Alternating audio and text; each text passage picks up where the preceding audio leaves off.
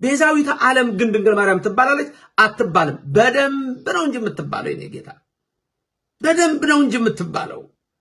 ወላዲተ አምላክ ተብላ እመቤታችን የምትጠራው ቤዛዊተ ዓለም ተብላ እንዴት እንደምትጠራ እንመለከታለን። መጀመሪያ ግን ፍጡራን ቤዛ መባል ይችላሉ አይችሉም? ይችላሉ። እንዴት?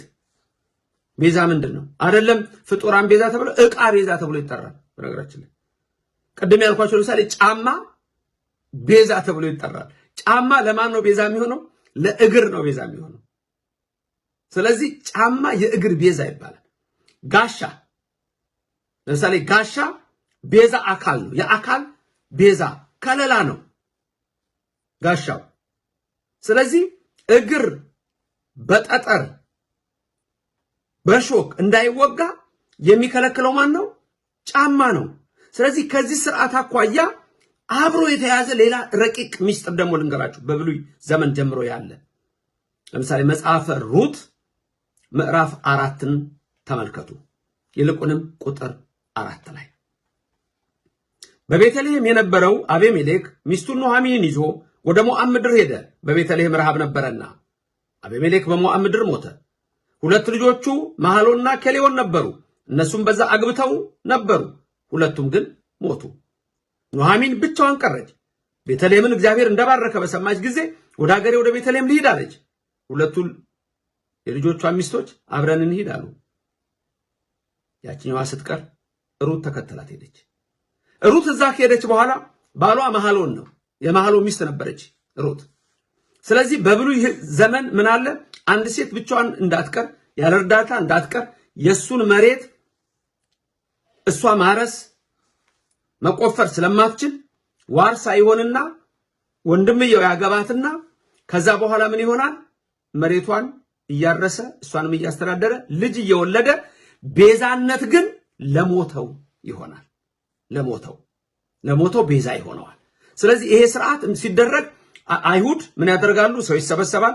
ለምሳሌ ቦዔዝ 10 ሰዎች ሰብስቦ ሽማግሌዎች አድርጎ ከዛም እንደሚደረገው ጫማውን ያወልቅና ስርዓት አለ። ያኛው አልችልም ሲል ያኛው ለዛኛው ቤዛ ይሆነዋል። ጫማ የእግር ቤዛ እንደሆነ ይላል ትርጓሜ መጽሐፋችን በግልጽ የተቀመጠ ነው። በትርጓሜው መነግራችሁ ደግሞ ለአንዳንድ ካህናት ለአባቶቻችን ምንም ለእናንተ ጥያቄ አይደለም። እርግጥ ግን ቦታውንም የምነግራችሁ የት ቦታ እንዳለ እንድናየው ነው። መጽሐፈ ሩት ምዕራፍ 4 ቁጥር 4 ላይ ጫማ የሚለውን አሁን ሳለ አንዳንድ ቀጥታ ትርጉም አይተው ሰዎች ቤዛ ማለት ጫማ ማለት ነው ምናምን ሲሉ ከየት እንደመጣ ማገናኘት ስላለብኝ ነው።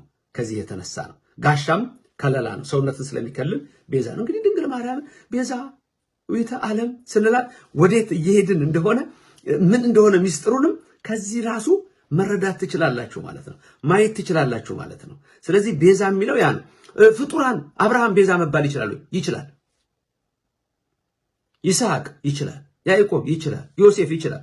ሁሉም ይችላሉ። ቅዱሳን ቤዛ ይሆናሉ። በምን መንገድ ነው ቤዛ የሚሆኑት? ቀራንዮ ላይ ተሰቅለው ብለን አናቅም። አታታሉ፣ ህዝቡንም አታወናብዱት ብሎ የሚያውቅ የለም። ግን በምን መንገድ ነው የሚለውን ደግሞ ማወቅና መረዳት እጅግ ትልቅ ነገር ነው። ዮሴፍ ቤዛ አድርጎ ላከኝ ይላቸዋል ወንድሞቹ። ለእናንተ ቤዛ አድርጎ አስቀድሞ ላከኝ ነው የሚለው። ስለ ሙሴን እግዚአብሔር ምን እንዲያደርገው አይደለም? ቤዛ እኮ ሙሴን ተመልከቱ። ቤዛ ማለት ተመልከቱ፣ ስለዛኛው ዋስ፣ ስለዛኛው ጠበቃ፣ ስለዛኛው ጋሻ፣ ስለዛኛው ከለላ፣ ስለዛኛው ምክንያት፣ ስለዛኛው ፈንታ ሆኖት ማለት ነው። ሙሴ ጭራሽ እግዚአብሔር ያለው እጅግ የሚደንቅ ነው። ኦሪት ዘጸአት ምዕራፍ 7 ቁጥር 1 ሙሴ እኔ ለፈርዖን አምላክ አድርጌሃለሁ። ሙሴ እኔ ለፈርዖን አምላክ አድርጌሃለሁ አለው። የሚገርማችሁ ደግሞ ሙሴን ለፈርዖን አምላክ ሲያደርገው ለፈርዖን አምላክ ሲያደርገው ሙሴ አምላክ ሲሆን እሱ ደግሞ ነቢይ ያስፈልገዋል። ተመልከቱ፣ በጣም የሚደንቅ እኮ ነው። ሙሴን አምላክ ሲያደርገው አምላክ ደግሞ ነቢያት አሉ። ስለዚህ ማንን አመጣ? አሮንን አመጣና ወንድምህ አሮን ደግሞ ለአንተ ነቢይ ይሆንልሃል፣ አፍ ይሆንልሃል። ሙሴ አፌ ልቱት ነው መናገር አልችልም ሲል ወንድምህ አፍ ይሆናል፣ አሮን ለአንተ ነቢይ ይሆንልሃል አለው። ይሄ ማለት እጅግ ድንቅ ነው። ሙሴ ፈጣሪ ነው ማለት አይደለም።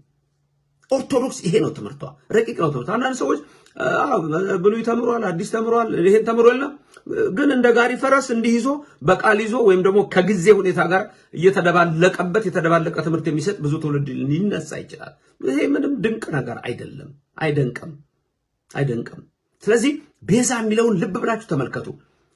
ቅዱስ እስጢፋኖስ ቀዳሜ ሰማዕት በረከቱ ይደርብንና የዚህ ቅዱስ ሰማዕት ትምህርት በተለይ ደግሞ የሐዋርያት ሥራ ምዕራፍ 7 ላይ ስለ ሙሴ ሲናገር ቁጥር 35 ላይ የሐዋርያት ሥራ 7:35 ላይ ሙሴን ቤዛ አይደለህም ብለው የገዛ ወገኖቹ ማን ነው በእኛ ላይ አለቃ ያደረጋሉ? ማን ነው እኛ ላይ የሾመን? ማን ነው ቤዛ ያደረገ አንተን አሉት። የሙሴን ቤዛነት የሙሴን አለቃነት አልፈለጉም። ተመልከቱ። ሙሴን ግን ምን አድርጎታል? እግዚአብሔር ለሕዝቡ ቤዛ፣ ለፈርዖን አምላክ አድርጎታል። ልብ በሉ። ለሕዝቡ ምን አድርጎታል? ቤዛ፣ ለፈርዖን አምላክ አድርጎታል።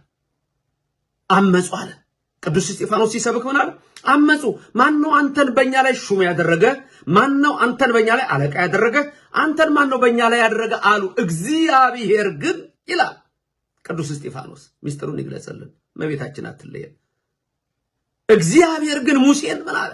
ፈራጅና ቤዛ አድርጎ ሾመው አለ። ፈራጅና ቤዛ፣ ከቤዛ በላይ ፈራጅ ይበልጣል።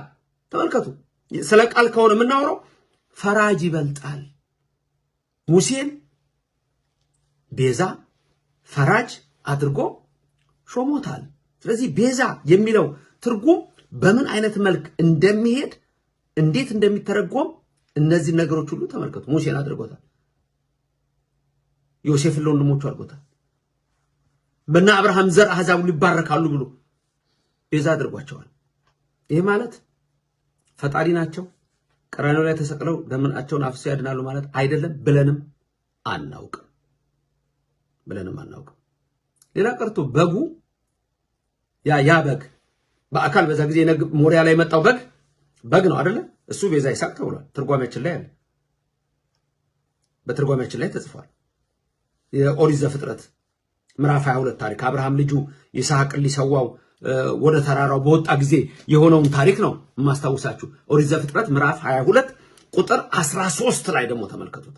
ቁጥር 13 ላይ እሱ ላይ ያለው በግዕዙ ህየንተ የሚለውን ቃል ይጠቀማል። ቅድም ያልኳችሁ ከቤዛ ጋር አንድ አይነት ነው።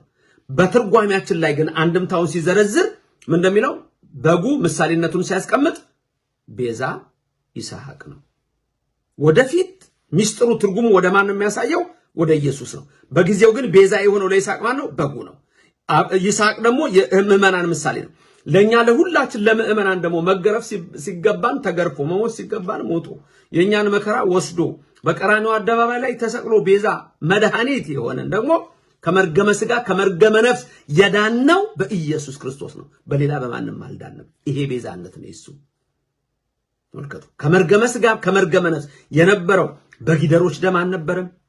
ቤዛ ነበሩ። በዛ ጊዜ ጊደሮቹ፣ ላሞቹ ቤዛ ነበሩ። ወይፈኑ ቤዛ ነበረ። ርግቡ ማዕነቁ በዛ ጊዜ ቤዛ ነበረ።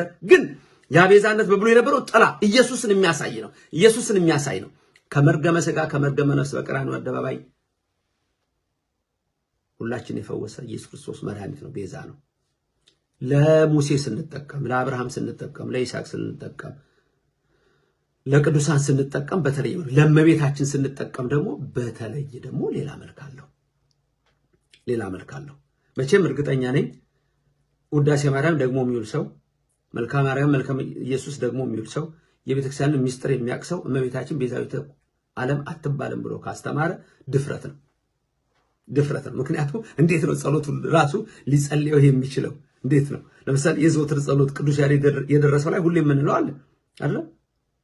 የዘወትር ጸሎት ላይ ሰግድ ለአብ ወወልድ ወመንፈስ ቅዱስ ሀተ ስግደተ የሚለው ከዛ በኋላ ሰግድ ለእግዝእትነ ማርያም ቅድስት ድንግል ወላዲተ አምላክ ብለን ከዛ ደግሞ ሰግድ ለመስቀለ እግዚእነ ኢየሱስ ክርስቶስ ዘተቀደሰ በደሙ ክቡር አይደል የምንለው። ከዛ ምንድነው የምንለው? ሁላችሁም የምታውቁት ይመስለኛል።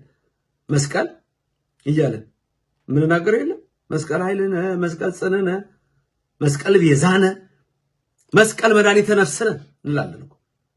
ተመልከቱ። ስለዚህ መስቀል ቤዛን አለን እኮ። አሁን መስቀል ቤዛን ብለን ስንል መስቀል ራሱ ተሰቀለ ማለት አይደለም። መስቀል ግን ለኛ ቤዛ ሆነ ስንል ምን ሆነ? ዋጋ ሆነ፣ ምክንያተ ድኂን ሆነ።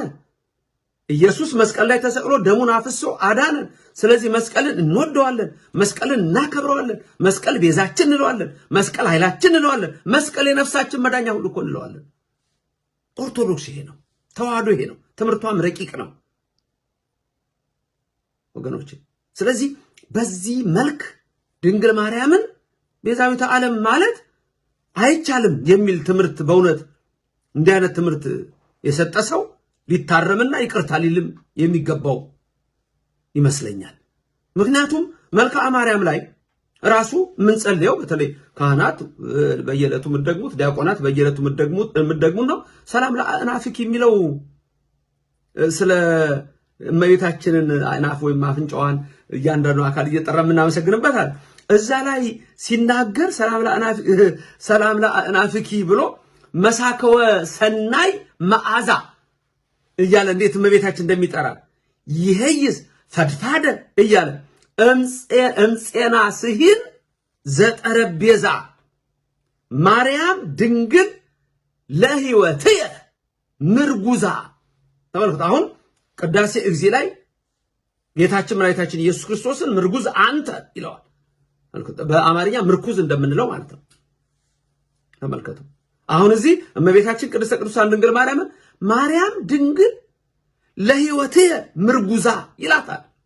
ይሄ ሁሌ በየዕለቱ የምንጸልየው ነው። ተመልከቱ። ያዕቆብ በሎዛ ምድር በመሰላል ያየው ራእይ ያዕቆብ ያየው ራእይን ያነሳና ምንድነው የሚለው ደራሲው? አመ ዕለተ ፍዳ ይላል። አመ ዕለተ ፍዳ። እቺ ዕለተ ፍዳ የምትባለው ደግሞ ምጽአት ቀን ነች። በዚች ቀን አመ ዕለተ ፍዳ ተመልከቱ። በዚያ በፍዳ ዕለት ቀን ኩንኒ ቃውመ ወቤዛ ይላታል። ኩንኒ ሁኝኝ።